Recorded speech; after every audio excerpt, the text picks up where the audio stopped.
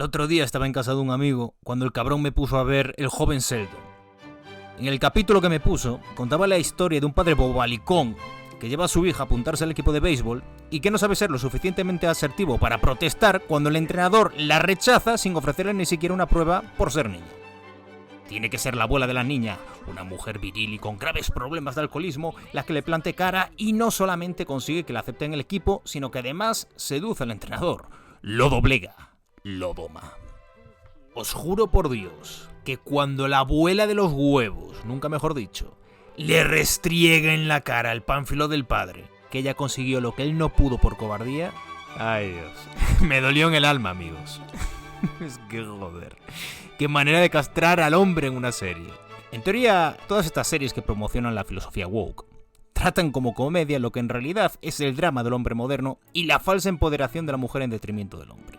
Es como si todas estuviesen cortadas por el mismo patrón. El de un padre de familia débil, buenazo, sino bobalicón y sumiso, que vive rodeado y dominado por mujeres que son las que adoptan los roles masculinos, incluida la niña que juega al béisbol en lugar del hermano con trastorno de Asperger, y que además, como no, le pega una paliza al niño que se mete con ella. En fin, que la moraleja es siempre la misma. Las chicas son guerreras. Sin embargo, en la vida real, ¿esta clase de familia sería feliz? Empecemos por el padre de familia.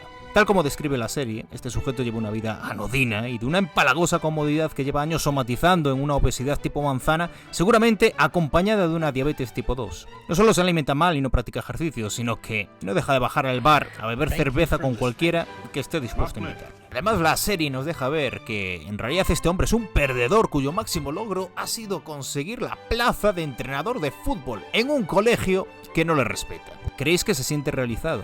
¿Creéis que podría incluso llevar una vida sexual activa? ¡Ay! Con la abuela decrépita por ahí dejándolo en ridículo cada 2x3, su falta de cuidado, sumado a su carácter estúpido, ¿creéis que su mujer tendría algún tipo de deseo sexual hacia él? Máxime cuando la pintan como una mojigata chapada a la antigua que respeta más lo que dice un cura amanerado que lo que dice su marido. ¿Puede una mujer realmente ser feliz cuando no siente nada por su hombre? Ni siquiera un mínimo de respeto. La abuela esta está realmente en equilibrio cuando vive desde el cinismo, cuando tiene que hacer de macho y cuando le da la botella. Al parecer en la serie la abuela vive amargada en parte porque es abandonada por su novio, el Dr. Sturgis o como se diga. Pregunta técnica.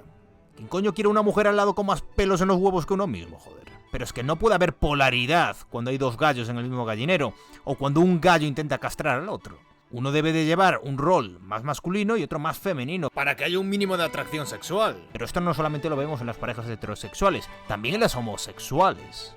Y cuando respetan esos roles son las que mejor funcionan seguramente. ¿Por qué la necesidad constante de empoderar a la mujer, dejando constantemente en ridículo al hombre? Y este es el tema de este vídeo, amigos. ¿Qué consecuencias podría tener para ambos sexos que intenten constantemente apagar nuestra esencia masculina? David Deida, el autor del famoso libro El camino del hombre superior, lo tiene claro.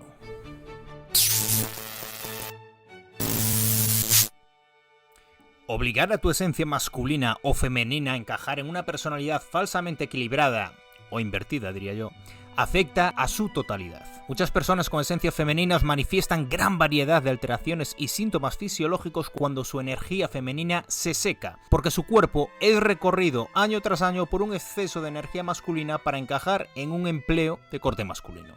Y muchas personas con esencias masculinas que tratan de encajar en el modelo femenino de cooperación y flujo energético desconectan de su sentido de propósito e inhiben su verdad profunda, pues temen las consecuencias de ser auténticos con su propio núcleo masculino. Y de ahí las fuertes quejas respecto al exceso de hombres blandos y mujeres agresivas. Lo masculino quiere sentir la dicha de una vida vivida al límite y si él mismo no tiene el valor de vivirla, la verá representada en la televisión, en acontecimientos deportivos y en películas de policías. Casualmente, tal como hace el padre bobalicón de la serie, cada vez que se baja al bar a ver los partidos, evadiéndose de su dura realidad existencial, familiar y sexual. Así que quizás la causa de tu infelicidad actual es que por miedo no estás viviendo de forma auténtica y al límite de tus posibilidades.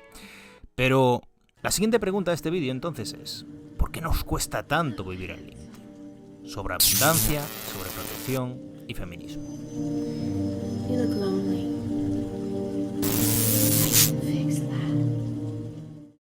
Hay bastantes vídeos por ahí en internet que dicen que los hombres de hoy en día en realidad tienen un carácter blando y poco masculino porque básicamente se han criado con mujeres tanto en casa como en la escuela con sus profesoras y han estado ausentes de una figura paterna. Sin embargo, si os paráis a pensarlo, pues nuestros propios padres también se han criado en ausencia del padre, que seguramente estaba trabajando todo el día fuera. Yo creo que el factor diferencial aquí entre nuestros padres y nosotros, es decir, los millennials y la generación Z, es que nuestros padres y abuelos vivían en la escasez y había que comportarse como hombres. Y hoy en día los hombres lo tienen todo y parece que tienen que comportarse como mujeres. Empecemos por la parte de la frase que dice que los hombres lo tienen todo. Cuando lo tenemos todo, amigos míos, cuesta bastante salir a vivir al límite y esforzarnos por algo por lo que merezca la pena vivir. Estás como apático, aletargado y tu vida básicamente no tiene sentido. Casi como los hijos de los multimillonarios que se hacen adictos a las benzodiazepinas, a la cocaína y todas estas mierdas, ¿no? Pues lo mismo nos pasa a nosotros, pero con el no por y estas adicciones modernas. A eso súmale, por supuesto, la sobreprotección. Antes las madres tenían más hijos y menos recursos y por lo tanto no se podían andar con hostias y tenían que trabajar fuera todo el día. Y aún las más afectivas pues no podían dedicarle tanta atención a sus hijos como ahora porque básicamente tenían una camada. Hoy en día hay más hijos únicos y parejitas que reciben más pitanza atencional, ¿no? Esa sobreprotección también es cultural, lo que refuerza la sobreprotección familiar.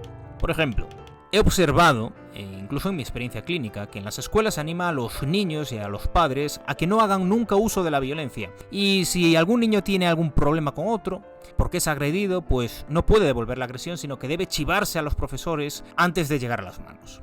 Pero el problema está en que muchos profesores, la mayoría de las veces no hacen nada, pues porque viven jodidamente amargados. Así que esa supuesta sobreprotección se torna en indefensión, lo cual aumenta la preocupación de las madres que le proyectan más miedos e inseguridades al niño. Ese miedo fomenta la búsqueda del confort a lo largo de su vida, que se traduce en una falta de pelotas a la hora de perseguir un propósito que merezca la pena. Porque el propósito implica asumir riesgos a los que no está acostumbrado ese niño al que han sobreprotegido. Jordan Peterson dijo una cosa muy interesante en un vídeo que se llama El confort matará tu alma, en el que básicamente dice que el gran papel de las madres es permitir que su hijo salga a explorar el mundo, aún a riesgo de que pueda sufrir daños. Dice que ese es el papel que tuvo que asumir la propia Virgen María con nuestro querido Nazareno, ¿no?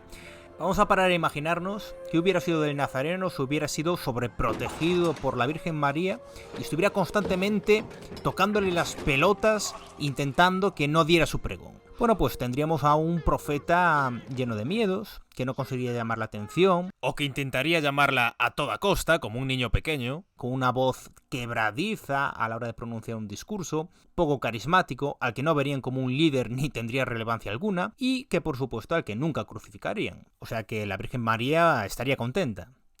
Pero él no, porque él viviría una vida miserable como carpintero con la sensación constante de estar muerto en vida y la decepción de no haber cumplido con la misión encomendada por Dios. Ese es el mismo dilema que tuvo Aquiles con su madre cuando ésta le dijo: oye, hijo mío, a ver, tienes dos opciones, o te vas a la guerra de Troya y mueres joven y con gloria y tu nombre será recordado siempre, o te quedas aquí confortablemente, tienes una familia, una mujer que te quiere y tienes descendencia, pero nadie te recuerda. Y Aquiles, con buen juicio, dijo: no me vendas el cuento, madre, que yo me he leído a David Eida. Además, parémonos a pensar en lo siguiente. ¿Qué tipo de energía le proyectaría Aquiles a su familia si abandonase su objetivo de vida tan solo para llevar una vida confortable? Pues no, dudosamente su mujer le querría tanto como le prometía su madre. Sin embargo, el camino de Aquiles hoy en día es complicado de hacer porque hay un condicionamiento social que trata de menospreciar, que trata de tachar de machista todo rasgo masculino. Y esa es también la razón por la que hay tantos hombres que se rebelan.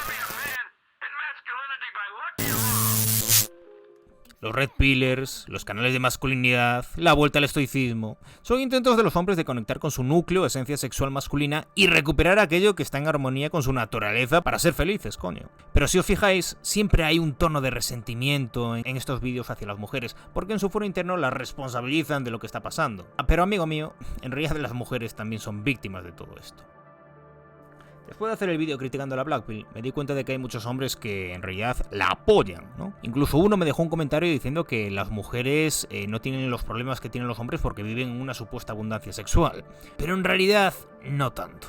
Todo el éxito que tienen en las redes o en las aplicaciones de ligue son de arrastrados, son de hombres poco atractivos. Si os fijáis, es el mismo éxito que podría tener un hombre que se pone un poco guapetis y sale a ligar por la noche con mujeres muy poco atractivas. Está feo decirlo, pero es la verdad. Y lo mismo le pasan a estas mujeres que tienen una supuesta abundancia, pero de hombres a los que no tocarían ni con un palo. La única gran diferencia es que ellas hacen una pesca de arrastre, es decir, basta con que se expongan en las redes sociales para obtener un montón de solicitudes de tipo sexual, y nosotros en realidad tenemos que pescar de forma individual por lo general para poder comernos un colín. Y esto es lo que jode a muchos hombres. Pero las chicas feministas también están muy confundidas y están muy divididas también internamente, porque por un lado critican al alfa porque es el enemigo, es porque representa el patriarcado, pero por otro lado repudian y asquean a aquel hombre que tenga rasgos sumisos, rasgos más betas, y que casualmente muchas veces es su propio novio. Y las habilidades entre ellas ridicularizar y burlarse de sus propias parejas, lo cual es de coña. Una mujer femenina, que las hay, en vez de feminista, no se acompleja de su propia esencia femenina. Es más, te pone a prueba a ver si lideras o no en la relación e incluso se mete contigo si no lo haces. Muchos seguramente lo habéis comprobado, ¿no? Si habéis tenido parejas así.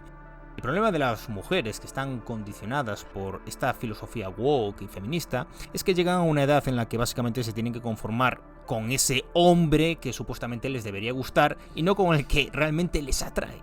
Y eso en el mejor de los casos, ya que estudios recientes indican que entre el 45 y el 50% de las mujeres serán solteras y sin hijos en 2030. Pero amigo mío, hazme caso. Trata con masculinidad a la par que con cariño para no activar defensas a una feminista y te aseguro que te pedirá que le hagas piruetas en la cama. Suena machista, más bien suena verdad.